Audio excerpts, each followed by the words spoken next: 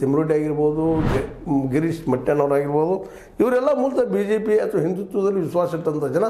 ಅವರೇ ಇವತ್ತಿದ್ರ ವಿರುದ್ಧವಾಗಿ ಎದ್ದು ನಿಂತಿದ್ದನ್ನು ಗಮನಿಸಿದಾಗ ಅಲ್ಲಿ ಒಂದಿಷ್ಟು ಒಡಕುಳಿದ್ದೇವೆ ಇಲ್ಲ ಅಂತಲ್ಲ. ಆದರೆ BJPಗರಿಗೆ ಇದೊಂದು ಆತಂಕ, ಯಾರೂ ಇಲ್ಲ ಅದ್ರ ನಾಯಕರಿಗೆ. ಇದು ಏನಪ್ಪ ಅಂದ್ರೆ ಧರ್ಮಸ್ಥಳ ಒಂದು ಧಾರ್ಮಿಕ ಕೆಟ್ಟ ಹೆಸರು ತರುವಂಥ ಪ್ರಯತ್ನ ಮಾಡ್ತಾ ಇದ್ದಾರೆ ಅನ್ನುವಂಥ ಮಾತು ಮಾತಾಡ್ತಾ ಇದ್ದಾರೆ. ಇವೆಲ್ಲ ಗೊಂದಲಗಳ ಮೂಲಕ ಇವತ್ತಿನ ಸೊಸೈಟಿ ಕೆಲಸ ಮಾಡ್ಲಿಕ್ಕತ್ತದ.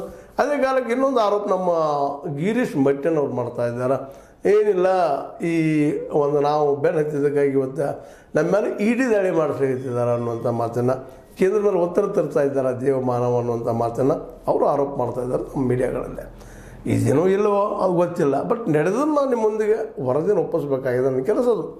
ಈ ಎಲ್ಲ ಪ್ರತ್ಯಾರೋಪಗಳ ಮಧ್ಯದಲ್ಲೇ ಈ ಮೊದಲು ಆಗಬೇಕಾಗಿದ್ದೇನಪ್ಪ ಅಂತಂದ್ರೆ, ಹುಗಿದಿಟ್ಟ ಏನು ಹೆಣಗಳಿದ್ದಾವ ಅಥವಾ ಹುಗಿದಿಟ್ಟ ಶವಗಳೇನಿದ್ದಾವೆ ಅವುಗಳ ತನಿಖೆ ಆಗಬೇಕು. ತನಿಖೆ ಆದಷ್ಟು ಜಲ್ದಿ ಆಗಬೇಕು ಅನ್ನೋದು ಎಲ್ಲರ ಕಾತರ. ಯಾಕಂದ್ರೆ ಇವೆಲ್ಲ ಆರೋಪಗಳು ನಿರಂತರ ಮಾಡ್ತಾ ಬಂದಿದ್ದಾರೆ, ನಡೆದದ. ಅದಕ್ಕೆ ಅದೇ ರೀತಿ ಅದಕ್ಕೆ ವಿರೋಧಿಗಳು ಇಲ್ಲ, ಸುಳ್ಳು ಹೇಳ್ತಾ ಇದ್ದಾರೆ ಅನ್ನುವಂಥ ಆರೋಪಕ್ಕೆ ಪ್ರತ್ಯಾರೋಪ ಮಾಡ್ತಾ ಇರ್ತಾರೆ. ಒಟ್ಟಾರೆಯಾಗಿ ಇಡೀ ಒಂದು ವಾತಾವರಣ ಈಗ ಕಲುಷಿತ ಆದಂಥ ಸಂದರ್ಭದಲ್ಲೇ ಎಲ್ಲರಿಗೂ ಒಂದು ನಿಜವಾದ ಸಂಗತಿ ಏನು, ಘಟನೆ ಏನು ತಿಳ್ಕೊಬೇಕಾಗ್ಯದ. ಎಲ್ಲರಿಗೂ ವಿಶೇಷವಾಗಿ ಭಾಳ ಜನರಿಗೆ ಧರ್ಮಸ್ಥಳದಲ್ಲಿ ಇಲ್ಲದೇ ಇರಲ್ಲಪ್ಪ, ಚೆನ್ನಾಗಿರಲಿ, ಇವು ಆಗಬಾರ್ದು ಅನ್ನುವಂಥ ಮಾತು ಎಲ್ಲರೂ ಬಯಸ್ತಾ ಇದ್ದಾರೆ. ಇವತ್ತು ಧಾರ್ಮಿಕದಲ್ಲಿ ನಂಬಿಕೆ ಇದ್ದವರು, ಧರ್ಮದಲ್ಲಿ ನಂಬಿಕೆ ಇದ್ದವರು ಇರ್ಬೋದು, ಇಲ್ಲದೇ ಇದ್ದವರು ಇರ್ಬೋದು.